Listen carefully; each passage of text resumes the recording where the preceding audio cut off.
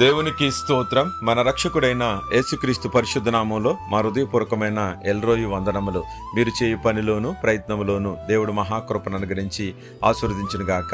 ఈరోజు దేవుని వాగ్దానం యెషయా గ్రంథము 66 అధ్యాయం 13వ వచనం. యెరూషలేములోనే మీరు ఆదరించబడెదరు. ప్రియమైన దేవుని బిడ్డలారా, మనం ఈ లోకంలో చూసినట్లయితే ఆదరణ లేకుండా ఎంతో మంది వెలవెల్లాడిపోతున్నారు. ముఖ్యంగా కన్న బిడ్డలే తల్లిదండ్రులను ఆదరించక అనాథాశ్రయంలో ఉంటూ ఉన్నారు. కానీ పరమందున్న దేవుడు అంటున్నాడు, ఎవరు విడిచిపెట్టేసినా, ఎవరు వదిలేసినా, ఎవరు నిన్ను వెలివేసినా ఆదరించేవాడిని నేనున్నాను అని రోజు నీకు వాగ్దానం ఇస్తున్నాడు. ఆయన సియోను రాజ్యంలో ఇక్కడ ఈ లోకంలో ఆదరణ దొరకలేని వారికి దేవుని వైపు చూస్తే సియోనులో ఆయన ఆదరిస్తానంటున్నాడు.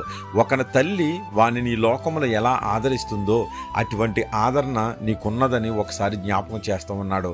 ఒక తల్లి కన్న బిడ్డల్ని మంచివారైనా చెడ్డవారైనా, వాళ్ళు ఎటువంటి పరిస్థితుల్లో జీవిస్తూ ఉన్నా, దుర్మార్గంగా ఉంటున్నా, ఆ తల్లి బాధ్యత ప్రకారము ఆమె వాళ్ళని సంరక్షించుకుంటూ, పోషించుకుంటూ, చదివించుకుంటూ, పెద్దవారిని చేసి పెళ్ళిళ్ళు చేస్తూ, ప్రతి విషయంలో ప్రాణం విడిచేంత వరకు ఆ తల్లి వారిని ఆదరణ కొరకే కోరుకుంటుంది, ఆదరిస్తూనే ఉంటుంది.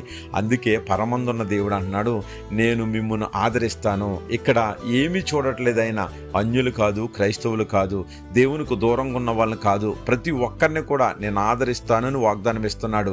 అందుకనే ఈరోజు దేవుని దగ్గరకు వచ్చి, ప్రవ్వా నాకు ఆదరణ లేదు నాయనా అని నిజముగా అడిగినట్లయితే కనుక ఆయన అనేక రీతిలో నిన్ను ఆదరింపజేసి, లేవనెత్తి, పోషించి, సంరక్షించి, నీకు ఎక్కడైతే ఆదరణ కోల్పోయావో అక్కడే నిన్ను తల ఎత్తుకునేటట్లు చేసి, లేవనెత్తి ఆయన ఆదరించి ఉన్నత స్థానంలో నిలబెట్టి నిన్ను అత్యధికంగా అభివృద్ధిపరిచి ఆశీర్వదిస్తానంటున్నాడు.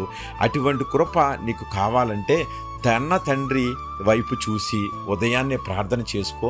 ప్రతి అవసరతను ఆయన కృపతో నింపి నిన్ను ఆదరిస్తాడు. అట్టి కృప దేవుడు దయచేయను గాక. ఆమేన్.